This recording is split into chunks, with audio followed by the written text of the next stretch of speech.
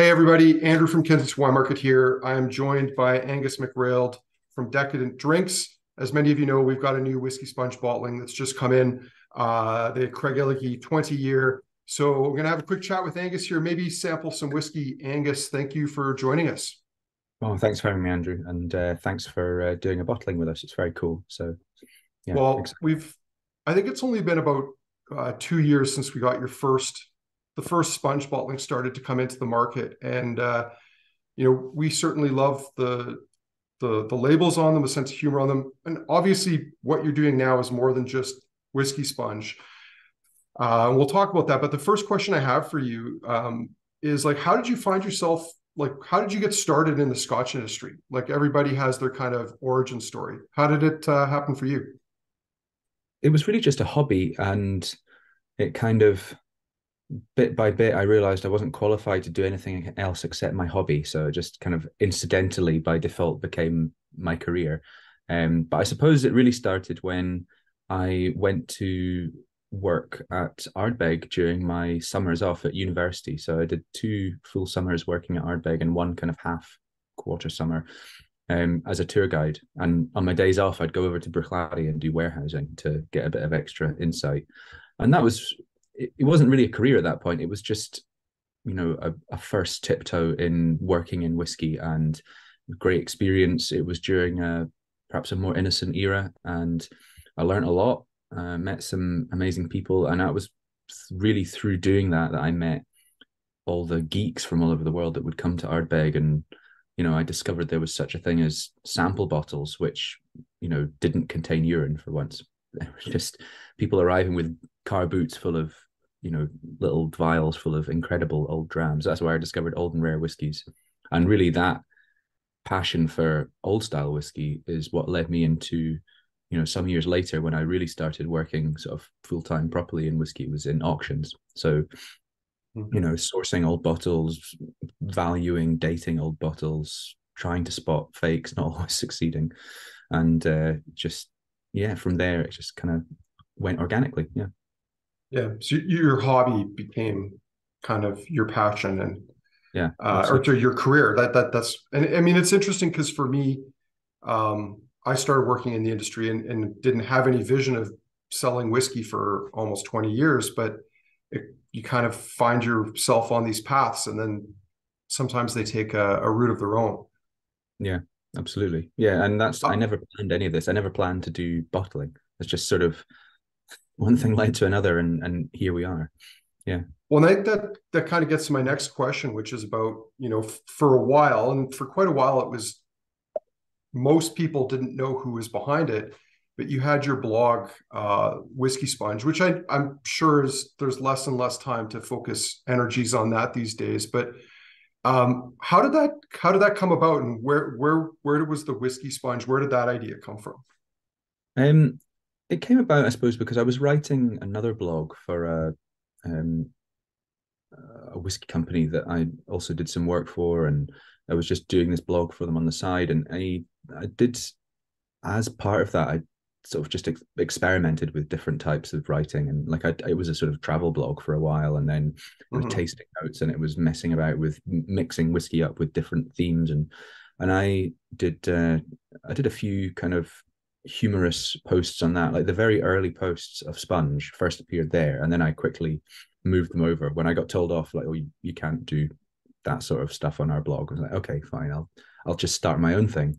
Um, and that became Whiskey Sponge. And Whiskey Sponge was just born out of thinking about what's missing in the landscape of whiskey writing, Mhm. and satire seemed quite an obvious thing. And it was very pleasurable to write. It was fun. It was a bit cathartic because I used to get annoyed, as we all do, by the stupid things that happen in whiskey, and Sure.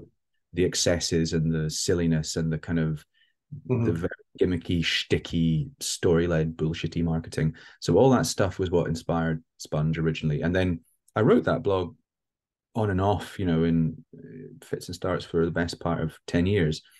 I I don't do it very much anymore. Just because I really don't have time to do it to the level of, I would say, like, attention and quality that I would want to do it. And it's become, Mhm. the blog became the basis for our main brand at Decadent Drinks. Yeah. So So that was a lot of my energy moved that way. So I still do sponge, but it's very much as the the brand, the bottling series for Decadent Drinks. I may Mhm. end up doing like a little final flurry of sponge posts at some point in the future. We'll see. Yeah. Well, I mean, you're a busy man now because not only have you got the whiskey sponge line, but that's now been rolled into a bigger group, Decadent Drinks. You've got notable age statements, Equinox and Solstice, as well as whiskey sponge. I'm probably missing some other new brand that's been No, rolled out. it's well, we've got so Decadent Drinks, obviously as a company, and our brands are Whiskey Sponge, and that's really part of the wider sponge family of spirits. You've got cognac sponge, rum sponge, Armagnac Sure. sponge. We've always wanted to diversify and not just do whiskey, but do multiple spirits. And then alongside that, you've got notable age statements, which is our home for, again, it can be a home for multiple spirits under one brand, all themed around age and time. So it's always putting the age statement front and center. And that's the Mhm. thing that I think all these great spirits share, and we celebrate that in that brand. And then Equinox and Solstice, which is our kind of seasonal, sort of flavor themed seasonal release. We do 4 of them a year, Mhm. released on their respective equinox or solstice date in the calendar. And we're always looking for like younger, usually Highland malt whiskies, younger, more affordable, always bottled at 48.5%, which is our favorite kind of go-to drinking strength. And they're designed to be Mhm. kind of natural, evocative, seasonally appropriate drams. So, for instance, we had like a nice, bright, sweet, green, fruity, very, very rich, juicy Balblair 15-year-old for summer. And we've done a more kind of robust, slightly younger, chunky Aberfeldy 10-year-old for autumn. So just sort of, and then, Mhm. yeah, a nice dark sherried Milton Duff for Christmas. Well, Christmas, winter. Um, Yeah. that's the idea behind that brand. Yeah. Sure. On the whiskey sponge, and I suppose even the cognac sponge, rum, Armagnac side of things, and also notable age statements, because I know we've got that 58-year-old Armagnac just came in.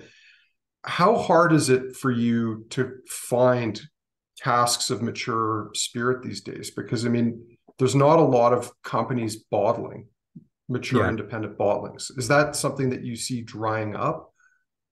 Um, yes, probably if you are expecting aged named single malts, 30 years plus, that stuff sort of stuff's very, very hard to find nowadays. Um, but things like French spirits, if you know where to look and you make a bit of an effort to build relationships, you can very quickly start to find very, very old stuff of great quality. But the Mhm. problem is it's more of a sales challenge because it's a smaller community, a smaller culture, a Mhm. smaller market. Not as many people buy them, but yeah, we have great supply option for French spirits. Rum is challenging, and rum is more complicated by the fact that I think it's not necessarily as much about um, age specifically. It's also about age in which type of climate. So things like Mhm. very long continentally aged Guyanese or Jamaican rums that have spent 30 years in refill wood sitting in Liverpool or Amsterdam, that's becoming really tough to find. But there's still lots of really interesting stuff that may have spent only 5 or 8 years in tropical maturation climates, but has become, because of that, very, very rich, complex, and mature in style already, even at Mhm. that young age. So rum, the answer is this: you can still find good things. You just have to really cast the net very widely and think about supply in terms of not just going to a broker, but Mhm. who can I speak to? Private individuals, auctions. It's looking at working directly with distilleries as well as with the more traditional things like brokers, and just building a much, much wider, more detailed network of Mhm. suppliers and partners and people that are interested to work creatively with you, and trying to offer something as a independent bottler that says, you know, let's work together, say with a distillery directly on a project that is creative and fun and is mutually beneficial to both of us. Like we'll do something with your whiskey that you wouldn't do with it, but still really Mhm. quality focused and puts the distillery character front and center, but puts our stamp on it in terms of our approach to blending or whatever. And that's something that I think is interesting increasingly for a lot of distilleries, and we really try to make it work for both parties. So Mhm. that's one of the answers. I think the days of really lots of really old single cask things are numbered, except for Armagnac and Cognac. But Mhm. I do think that there'll still be lots of interesting whiskies out there. Well, and I think you kind of hinted at that in that you said if you're looking for single malts, because there do seem to be still these parcels of either undeclared, malt whiskey or blended malts that are coming out. And do you think parcels of those sort of whiskeys will last a little longer, that it's kind of a way for companies that don't want to admit they've got more stuff of a certain age than they would care to Probably. admit? It probably will last a little bit longer because it's increasingly a practice. And so as more every so often distilleries keep age stock portfolios and plans, and they've got plans to develop that, keep it rolling into the future. So every so often a distillery company or one of the larger brokers will find or release a parcel of stock onto the market. And the issue is that if they increasingly just do it and say Speyside single malt, unnamed, unidentifiable, but they expect the same sort of prices as a named malt, big blue chip distillery, or that sort of thing becomes less and less interesting, because obviously as a drinker, it's much more pleasurable to know what the distillery of origin is. It's much more fun. It's, it adds value, and it makes it harder for an independent bottler to be able to add value and add diversity into what they're doing if everything is coming to them, undisclosed. And it's so for instance, like there's been parcels in recent years of aged Jura that hit the market, which were beautiful quality in my view, and gave a really nice alternative window into what Jura can be like as a distillate compared to many of the official bottlings. But if they started to sell those unnamed, if you just had unnamed Highland malt whiskey, it suddenly becomes so much more challenging and so much less interesting. So I think that probably will be more prevalent. I think there always will be older malt whiskies. I think you hit the nail on the head that the danger is that they just become completely anonymized. But that's why we work hard to try and find, even if we can't legally name them, as long as we know what they are, we've developed brands where we can come up with funny ways to, express what they are. We just did a Whisky, which, I think everyone knows is basically just Glenmorangie that's been teaspooned. So we just did a big heavy riff on that in terms of our artwork and our, rear label and our copy around it. So we'll continue that process. Like we basically just created an alternative brand for Craigellachie called Candle-Kitty. So keep doing things like that. Well, that's one that we've got held back for a tasting in the new year that we're going to do, which I'm excited to try. All right. The main reason we have you here is to talk about quickly the Craigellachie and give it a taste. Now, I've been a fan of Craigellachie. I think actually, as far as distillery bottlings go, they remain one of the few distilleries, especially in a big portfolio that's got good quality liquid. I like the bottling strength. I think is typically 46, and it's priced well. And in ways, it actually creates a problem for some young independent bottlings, because the consumer can look and say, "Oh, I can buy 13-year-old Craigellachie for 75 Canadian dollars," and independent bottlings now are starting at 100. So it's an interesting spirit. I think it's very underrated. And yeah, I'm interested a little bit on your take on this cask and how you came to acquire it. Well, I agree. First of all, I love Craigellachie. I think I particularly love it in bourbon like this, like just what was this? Yeah, refill barrel. So perfect cask type for this spirit. So obviously, a lot of the whiskey's character is being driven by those worm tubs. It makes a heavy, fatter, oilier spirit. Lots of lovely waxiness in this. It's one of the few whiskies nowadays, alongside things like Craigellachie, that still exhibit waxiness in the spirit. And I agree with you in terms of the pricing of the younger whiskies on the market, but when you go up to the official single casks that get to say 20, 23, whatever, they go crazy through the roof. That's where I think things like this actually represent, I hope, better value for the consumer, because the same quality liquid, but at a more accessible price, I think. And the character of the spirit is front and center here. So 20 years in refill wood, refill barrel. You've got the nice richness of an obviously mature whiskey, but it's still left all the, the detail and the fine bone, delicate intricacy of the spirit and the distillery character there. There's a really nice kind of thick, gloopy waxiness. There's some nice, what I find is a sort of white fruit, like white stone fruits. And it feels to me like the sort of whiskey which, this is often a descriptor we use for these kinds of quite charismatic refill wood Highlanders, which is a wine drinker's whiskey, something that people that love good Riesling or good Chenin Blanc would probably appreciate. Something like this seems quite mineral, it's quite structured, it's quite flinty. So the Hmm. cask was actually it was a nice find for us, this cask. It was a private cask owner that we just met through circumstance, and it's a good example of, again, of us. We make a lot of effort to meet and find and unearth private cask owners, because they're the ones that have often got these kind of interesting little gems tucked away. So we were able Hmm. to buy, I think, a reasonable good price for what it was. And again, you and I were talking about this just before recording, but when I tried the cask sample, I thought it's good. I like it, but I like the finished bottle product even more. And this I'm noticing increasingly with our, especially with our single cask bottlings, where we just do them at cask strength. The the whiskey on balance tends to be better. And I'm sure that this is just because we often get samples drawn from casks that have sat stationary for a long time in a cool warehouse, and there's a degree Hmm. of layering has occurred in the cask and different heavier elements, especially with a really fatty whiskey like this. I imagine Hmm. that there's probably a lot of heavier components are at the bottom and some of the lighter things are at the top. Hmm. It's very weird and mysterious, part of the kind of mystery of maturation.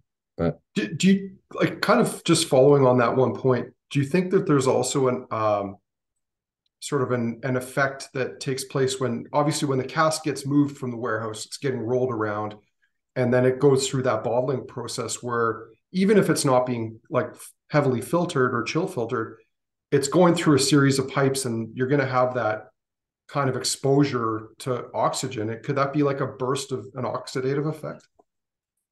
possibly. I certainly know that I think it's good practice, and increasingly a lot of independent bottlers do this, which is to dump the cask and let it settle with quite a bit of headspace. Uh, I mean, I know that I'm increasingly trying to do re-racks where I'm using, instead of active wood, I'm using larger casks with of refill wood, and giving whiskey time in cask with significant headspace to have a more kind of like oxygen driven refill or secondary maturation, not secondary, Hmm. a finish, so to speak. Yeah. Um, but just But it's doing not about adding, you're not trying to add oak character. You're trying to give no, it time to just, quite quite the opposite. I'm trying yeah. to magnify and develop interesting secondary aromas and particularly fruit flavors. And Hmm. it's just having the patience and the time to do that. For instance, Hmm. our Tucker's bottling we just did, I left half of that mix, it's a multi-vintage mix of a sherry butt and a barrel. I left half Hmm. sitting in the bottom of this first fill sherry butt with a considerable headspace. And we'll revisit that when it's 19 years old next year. And I'm Hmm. certain that's sort of created a really interesting, quite different take on the on that whiskey as it's developing further. I'm sure that Hmm. with something like this, the agitation of rolling it to the bottling line, pumping it, disgorging it, it helps make it a more cohesive single product in the bottle at the end of the day. If Hmm. it has time to sit with air as well, I do think that's preferable in my view. It's not always possible when you're working with third party bottlers, but as we go forward, if Hmm. one day we're doing our own bottling, then we'll absolutely be doing these sorts of practices as standard, I would say. Yeah. And maybe that segues to the last thing I wanted to ask you before we let you go. You obviously have a very big project on the go right now. And I'm wondering if you could take a moment maybe to tell people Yeah. what you're doing. So Kaithe Distillery is our distillery project, which is scheduled to commence production in around about a year from now. There's a project with my business partners Johnny McMillan and Aaron Chan, and it's really a very ambitious, slightly crazy undertaking to try to make whiskey in the style that we love and we think Mm. is not really represented in the market today, which is, as we would call it, old style Highland malt whiskey. So whiskies, and this is probably one of the closest examples you might get in contemporary whiskey making. This kind of very waxy, very thick distillate driven style that also exhibits profound fruit character, particularly exotic fruit character. And we've designed a production process, we've designed ingredients and strategies in the warehouse, and cask management, not just wood type and cask selection, but cask management. And we've designed everything from head to toe to deliver us what we believe will give us an old style character, something very, very distinctive, highly specific to our distillery and our way of making whiskey, and something that's very, very charismatic, rich in personality, very textural, very, very flavorsome, waxy, fruity whiskey. It's not efficient. It's going to be complicated and probably quite challenging to make, but we're doing things like, using a wood-fired wash still, using worm tubs, going to be using very long fermentations with quite inefficient ex-brewers yeasts. We're going to be using a manual mash tun, drawing a very clear, slowly recirculated wort. Lots and lots of wee things that we hope will add up to something greater than the sum of its parts and deeply charismatic. So that's Kaithe. And people can go on our website, kaithedistillery.com, and they can sign up to our mailing list and find out and follow our progress. Very cool. Well, listen, Angus, I appreciate your time today. I want to say thank you for offering us this gorgeous cask of Craigellachie. We're No, thrilled to have it. Yeah, I'm really happy that you guys went for this one. I'm really happy with how the whiskey's turned out. I'm just thrilled that you've taken on an exclusive bottling and that these are going to be out there in Canada with your market and your customers. And I really hope it's a success for you. And I hope lots of people get a chance to taste it and try it, because I do think it's a really wonderful whiskey. And actually, it's a perfect example of like Decadent Drinks house style. We are always looking for distillate character and distillery character in our bottlings, and I think this is a great example of that. So yeah, thank you very much, and cheers to everyone in Canada. Cheers. Thanks, Angus. Cheers.